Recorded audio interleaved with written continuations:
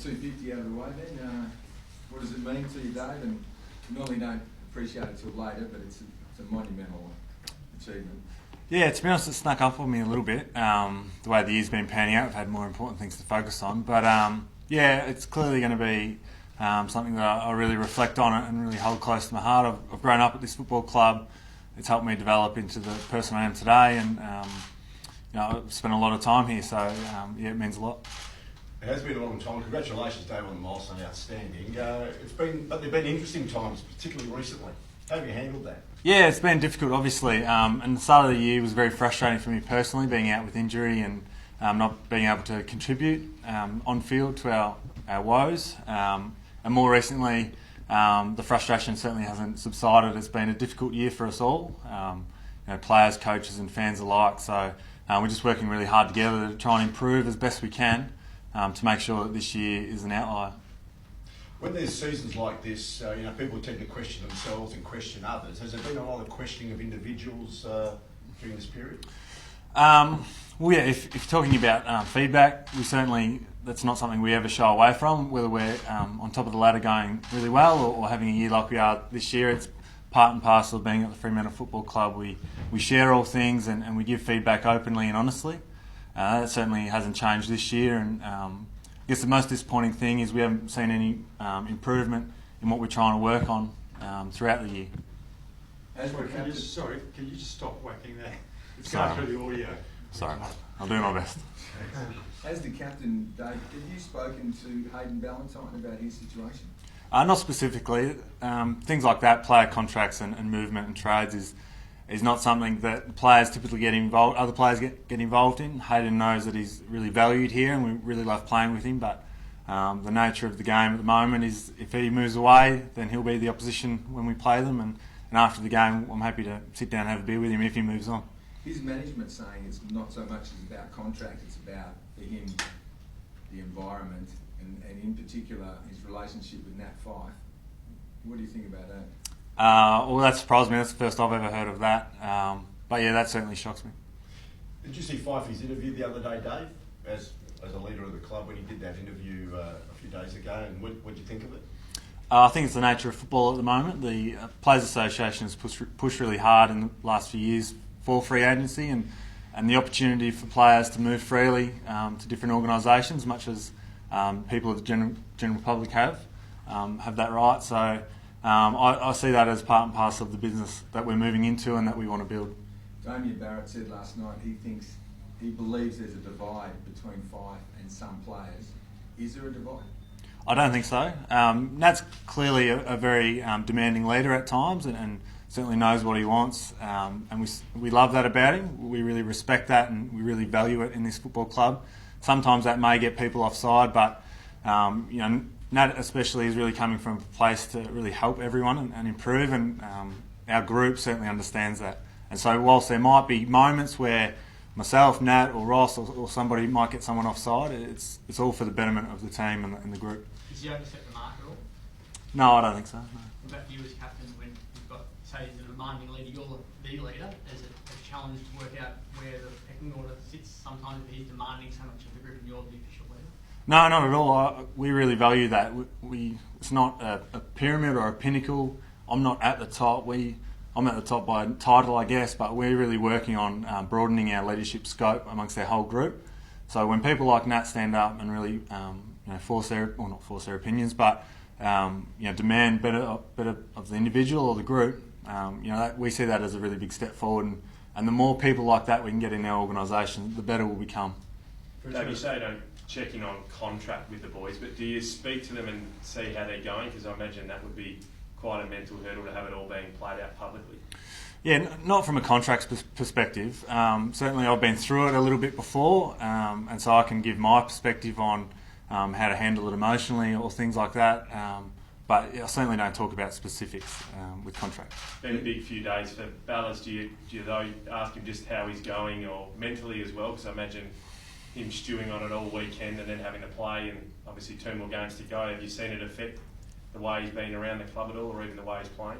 No, not at all. I think if you knew Hayden, you know that he's a pretty resilient character, and football, if it is building up, will really be his outlet, and we didn't see any wavering of his commitment or his effort on the weekend. He's certainly one of our better players again, and I wouldn't expect anything less from somebody like Hayden.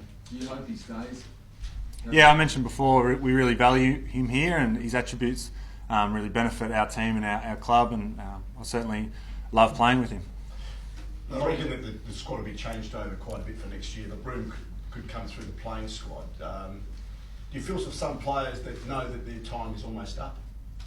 Yeah, I guess that's the real uncertainty about this time of year and where we're at, out of the finals race, and guys starting to think about their future and trying to plan really does create that uncertainty, and it can be quite difficult for some individuals. But we try and embrace each individual and really help them mentally get through the weeks and still trying to contribute, even if they think or know they mightn't be here. Everybody has a role to play with helping this club move forward. There's one player, reportedly, Anthony Morabito, came to you to say, can you just take my case to Ross Lyon? Did you do that on his behalf? He's one of those players that seems uncertain about his future. Yeah, I'm not sure where that report's come from, but that specific example is false. But on the back of Mora, we're just trying to support him as best we can, trying to give him that clarity of role, and so he can go out wherever he's playing or training or whatever he's doing, and really have that clarity that he knows where he stands and what's coming. So saying that, if a player came to you and say, Dave, you're captain of our club, can you take this to the coach? Would you do it, or you can't do that? No, absolutely. Up-down communication here is very strong. We always encourage guys to go speak to Ross directly if they have an issue or want to raise something. And as a leader of the club, I'm happy to facilitate that chat, and the players know that. Given what this club, these players have achieved over the past couple of years, and with the experience that left last year and how many more experienced players are going to leave in this year, is it difficult for you sort of working within the group about where this group's heading, and you've achieved a lot, but it's almost the end? I'm not entirely sure what you're asking, to be honest. When you know that the group is not going to be together anymore, because Yep. somebody's going to leave, is that pose challenges for you that it's almost an official end of an era sort of scenario? Oh, no, not really. Change is inevitable in AFL football. 4 list changes minimum each year. So we know there's going to be new guys coming in and contributing. Obviously, with more senior guys like Luke McFarlane, Paul Duffield leaving last year and Matthew leaving this year and whoever else, it certainly provides its challenges. But, our real goal throughout the entire season is to really upskill our group, guys in different roles and positions on the field, to really try and upskill them really quickly so that if there is a dip, it's a really minor one and we can jump back to where we want to be and how we want to play really quickly. And clearly that has not gone really well this year for a number of different factors, but that's our overall goal. Sorry, just back on the player group dynamic, for it to have reached a point where some players now want to leave, it's a lot of people talking about the environment within the group, and there's a lot of unhappy people. How do you go about ensuring that it doesn't completely split and get really ugly? To be honest, the external noise coming in is at polar opposites to how certainly the leadership group, and a lot of people feel.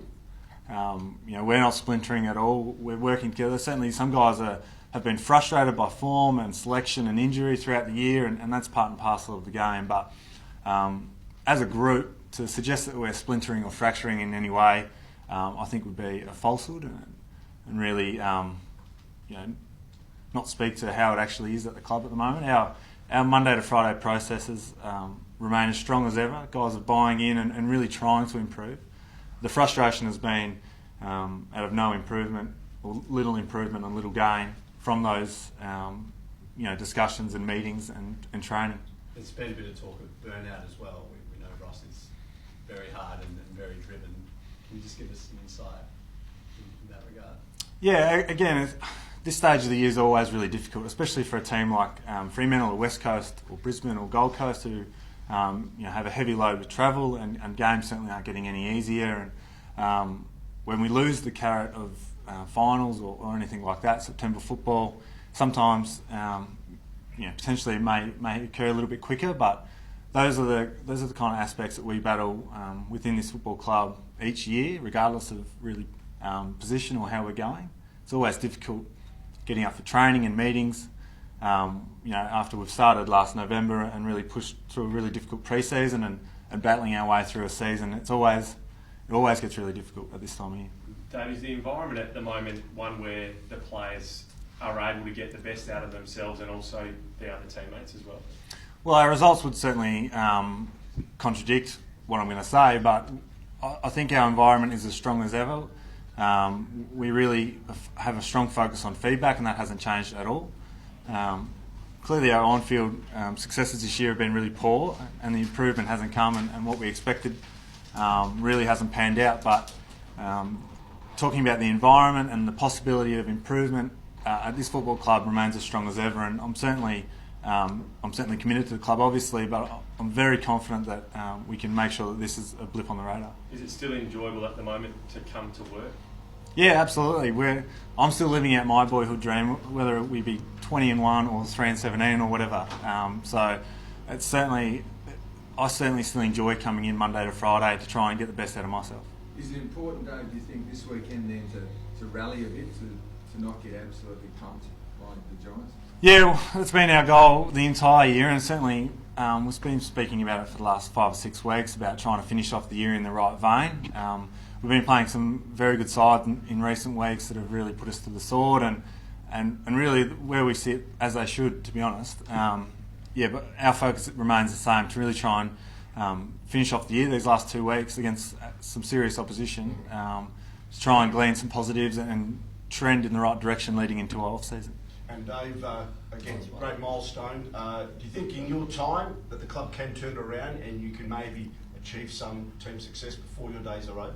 Yeah, certainly. As I've said a couple of times in this presser, this year certainly popped out of the blue and no one really expected it.